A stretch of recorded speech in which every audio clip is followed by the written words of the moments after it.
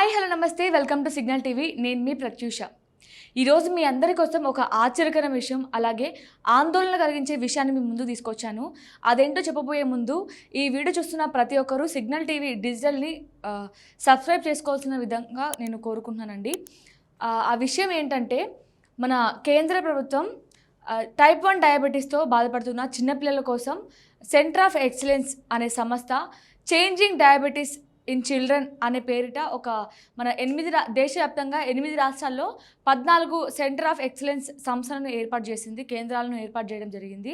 అయితే ఇందులో ఆందోళన కలిగించే విషయం ఏంటంటే కేవలం 2025 జనవరి నుండి మార్చి వరకు జరిగిన పరీక్షల్లో కొత్తగా దాదాపు 291 మంది చిన్నపిల్లల్లో టైప్ 1 డయాబెటీస్తో బాధపడినట్టు ఈ సంస్థ వాళ్ళు గుర్తించారు. కౌన్సిలింగ్ కోసం 3779 మంది ఫాలోఅప్ విజిటర్స్ని నిర్వహించారు. అలాగే కేవలం ఈ సంస్థ ద్వారా 4070 మంది చిన్నపిల్లలు కోలుకోవడం జరిగింది. మనకి ఈ సెంటర్ ఆఫ్ ఎక్సలెన్స్ కేంద్రాలు ఏ రాష్ట్రాల్లో ఉన్నాయంటే ఇందాక చెప్పాను కదా, 8 రాష్ట్రాల్లో 14 ఎక్సలెన్స్ కేంద్రాలు ఉన్నాయని చెప్పాను కదా. అయితే ఏ రాష్ట్రాల్లో ఉన్నాయంటే మనకి ముఖ్యంగా ఢిల్లీ, ఉత్తరప్రదేశ్, తెలంగాణ, జమ్మూ కాశ్మీర్, అస్సాం, కర్ణాటక, తమిళనాడు, ఆగ్రాలో ఉన్న 14 ప్రసిద్ధి వైద్యశాలల్లో ఈ కేంద్రాలు నిర్వహించడం జరిగింది. అయితే వీటిల్లో ముఖ్యంగా బెంగళూరులోని కర్ణాటక ఇన్స్టిట్యూట్ ఆఫ్ ఎండోక్రినాలజీలో అత్యధికంగా 36 కొత్త కేసులు నమోదయ్యాయంటండి. అలాగే హైదరాబాద్లోని ఉస్మానియా జనరల్ హాస్పిటల్లో అత్యధికంగా 537 ఫాలోఅప్ కేసులలో నిలిచింది. అంటే ఇప్పటికే దేశవ్యాప్తంగా 291 కేసుల్లో పాజిటివ్ కేసులు రావడం జరిగింది. అదే కాకుండా కేవలం మన హైదరాబాద్ ఉస్మానియా హాస్పిటల్లో మాత్రమే దాదాపు 537 ఫాలోఅప్ కేసులు ఉన్నాయంట. అంటే ఇది ఎంత ఆందోళనకరమైన విషయం. వీటికి కారణం ఏంటంటే మెయిన్గా చిన్నపిల్లల్లో రావడం. అంటే ఒకప్పుడు మనం 40+ లేదా 50+ వాళ్ళల్లోనే డయాబెటీస్ ఎక్కువగా రావడం చూస్తుండే వాళ్ళం. కానీ ప్రస్తుతం ఇంత చిన్నపిల్లల్లో ఇంతమంది మోతాదులో వస్తున్నారంటే మనం ఎంత బాధపడాల్సిన విషయం. దీనికంతా రీజన్ ఏంటంటే తల్లిదండ్రులే అండి. ఆ పిల్లల తల్లిదండ్రులే. ఎందుకంటే తల్లిదండ్రులకి ఏ అలవాట్లు ఉంటాయో అదే అలవాట్లు వాళ్ళు ఏం చేస్తే పిల్లలు కూడా దానికే అలవాటు పడతారు. కొంతమంది ఏంటంటే పల్లెటూరులో కావచ్చు, ఏదైనా సిటీకి దూరంగా ఉన్న ప్రాంతాలు కావచ్చు, వారికి సరైన అవేర్నెస్ లేక సగం నాలెడ్జ్తో కొంతమంది ఏం చేస్తారంటే సన్నగా ఉన్నారు పిల్లలు, లేదంటే వీక్గా ఉన్నారు అని వాళ్ళకి స్వీట్స్ తింటే అన్నం తిన్న వెంటనే స్వీట్స్ తింటే లేదా నైట్ టైం స్వీట్స్ తింటే పిల్లలు వెయిట్ గెయిన్ అవుతారు అనే తెలియని అపోహతో వాళ్ళు పిల్లలకి ఎక్కువ స్వీట్స్ పెట్టడం అలాంటివి చేస్తూ ఉంటారు. దానివల్ల వచ్చేది ఏంటంటే కేవలం ఇలాంటి వ్యాధులే అండి.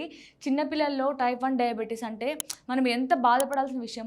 ఒకప్పుడు ఏజ్డ్ పర్సన్స్లోనే వచ్చేవి, కానీ ఇప్పుడు చిన్న పిల్లల్లోనే వస్తుంటే అసలు ఎంత ఘోరమైన పరిస్థితి. ఇప్పుడు మనం తీసుకునే ఫుడ్ వల్ల కావచ్చు, మన డైలీ లైఫ్ స్టైల్ కావచ్చు, ఇవంతా పిల్లల మీద ఎఫెక్ట్ పడుతుంది. తల్లిదండ్రులు తీసుకున్నా కూడా పిల్లలు వాళ్ళు ఏం చేస్తే లైక్ బయట ఫుడ్ అమ్మ నాన్నే బయట ఫుడ్ తింటున్నారు, మనం తింటే తప్పేంటి అని వాళ్ళు కూడా వాటికి అలవాటు పడతారు. ఇంట్లో చేసిన ఫుడ్ కంటే బయట చేసినవి అందులో వాడే ఆయిల్స్ కావచ్చు, టేస్టింగ్ సాల్ట్ కావచ్చు, లేదా ఎక్కువ యూజ్ చేసిన ఆయిల్ని మళ్ళీ రిపీట్ చేసి వాడడం వల్ల ఇలాంటివన్నీ పిల్లలు తినడం వల్ల ఇలాంటి పిల్లల్లో చిన్న ఏజ్లోనే ఇలాంటి వ్యాధులు ఎక్కువగా వస్తుండడం మనం చూస్తూనే ఉన్నాం. ఇప్పటికైనా చాలామంది తెలియని వారి పేరెంట్స్ వీటిని తెలుసుకొని పిల్లలకి గైడెన్స్ ఇచ్చి వాళ్ళు ఫస్ట్ గైడెన్స్ తీసుకోవడం బెటర్. ఇప్పుడు సోషల్ మీడియాలో చాలా హెల్త్ ఇంటర్వ్యూస్ చూస్తూనే ఉన్నారు. వాటి నుంచి కొంచెం అవేర్నెస్ తెచ్చుకొని పిల్లలకి ఎలాంటి ఫుడ్ ఇస్తే బెటర్, మనం ఎలాంటి ఫుడ్ తీసుకుంటే బెటర్, అలాగే వాళ్ళ డైలీ లైఫ్లో కూడా ఎలాంటి లైఫ్ స్టైల్ని మెయింటైన్ చేస్తే బెటర్ అని తెలుసుకొని వాళ్ళకి అలాంటి ఫుడ్ లైఫ్ స్టైల్ని అలవాటు చేయడం చాలా మంచిదని చెప్తున్నాను. ఇంకా మనం ఈ విషయానికి వస్తే కొత్తగా 35 టైప్ 1 డయాబెటీస్ కేసులు వెలుగులోకి చూశారు. తర్వాత స్థానాల్లో ఇన్స్టిట్యూట్ ఆఫ్ చైల్డ్ హెల్త్ అంటే చైనాలో దాదాపు 35 కొత్త కేసులు నమోదయ్యాయి. అలాగే 416 ఫాలోఅప్లు ఉన్నాయి. అలాగే గాంధీ మెడికల్ కాలేజ్ అంటే మన హైదరాబాద్లో 28 కొత్త కేసులు, అలాగే 542 ఫాలోఅప్ కేసులు, 537 ఫాలోఅప్లో ఉంది.